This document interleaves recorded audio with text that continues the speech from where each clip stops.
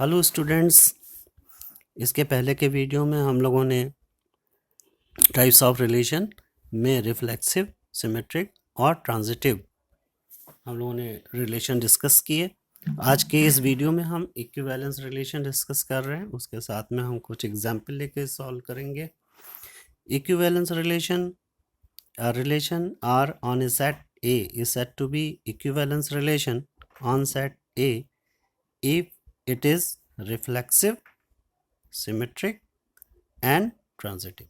अगर कोई एक ऐसा रिलेशन एग्जिस्ट हो जाए जो रिफ्लेक्सिव भी हो, सिमेट्रिक भी हो, ट्रांजिटिव भी हो, तो ऐसे रिलेशन को हम लोग इक्विवेलेंस रिलेशन कहते हैं। हमने आपके बुक का 2 क्वेश्चंस लिए हैं एक्सरसाइज 1.1 एनसीईआरटी के। इसमें हमने एक डिस्कस कर रहा हूँ फर्स्ट क्वेश्चन का फर्स्ट पार्ट कि let A is equal to 1 2 3 and so on so forth 13 14। तो ये देखिए एक फाइनाइट सेट है जिसके अंदर 14 एलिमेंट्स हैं और इसके ऊपर एक रिलेशन आर डिफाइन किया गया है। It consist those order pair such that 3x minus Y is equal to 0। अब अगर हम x की वैल्यू 1 लें तो ये आएगा 3। तो मुझे y क्या चूज़ करना पड़ेगा जो इस रिलेशन के हिसाब से 0 आ जाए। तो क्लियरली y की वैल्यू हमको 3 चूज़ करनी पड़ेगी। तो ऐसे सारे ऑर्डर पेयर्स हम इसमें से ढूंढेंगे जहाँ पे 3x माइनस वाई 0 हो जाए। तो वो एलिमेंट्स आएंगे 1 3 2 6 3 9 और 4 2। अब अगर ये चेक करना है कि R जो है वो रिफ्लेक्सिव है कि नहीं है, सिमेट्रिक है कि नहीं है, ट्रांजिटिव है कि नहीं है, तो हम कैसे चेक करेंगे।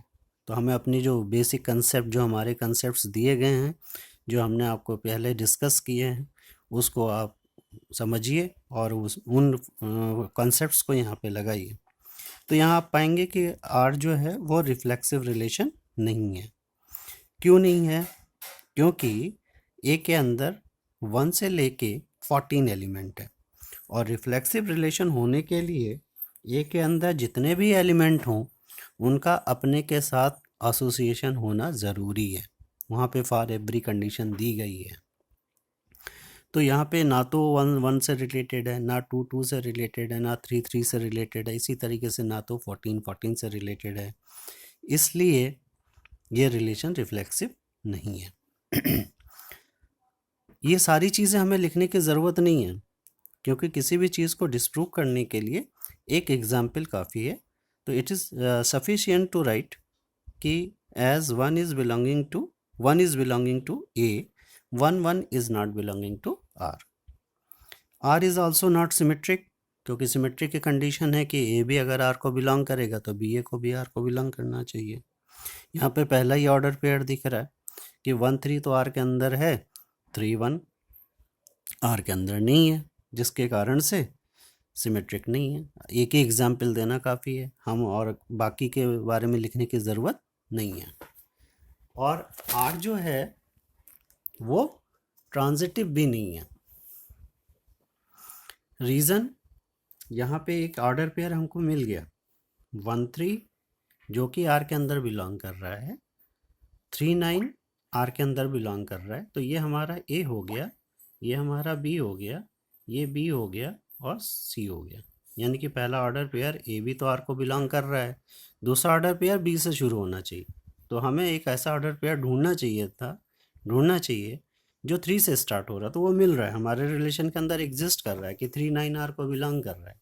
लेकिन अब अगर हम AC के बारे में सोचें तो A हमारा हो गया 1, C हो गया हमारा 9 जो कि हमारे R के अंदर नहीं है। तो इसलिए रिलेशन ट्रांजिटिव नहीं होगा। तो this given relation is neither reflexive not symmetric not transitive. तो ऐसा रिलेशन हो सकता है कि वो ना तो रिफ्लेक्सिव हो, ना सिमेट्रिक हो, ना ट्रांजिटिव हो।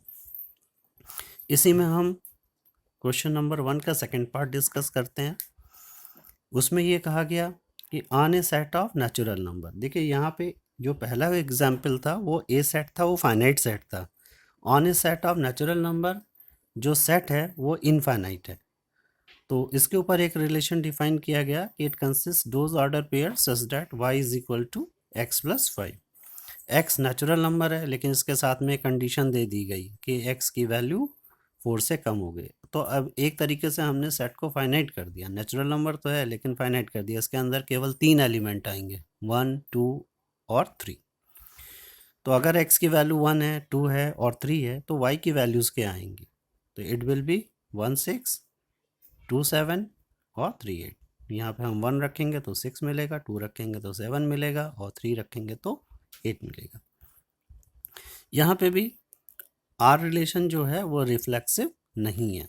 रीजन बहुत ऑब्वियस सा है, क्योंकि 1 1 जो है हमारे रिलेशन को बिलोंग नहीं कर रहा है, जबकि 1 एक नेचुरल नंबर है और 4 से कम भी है।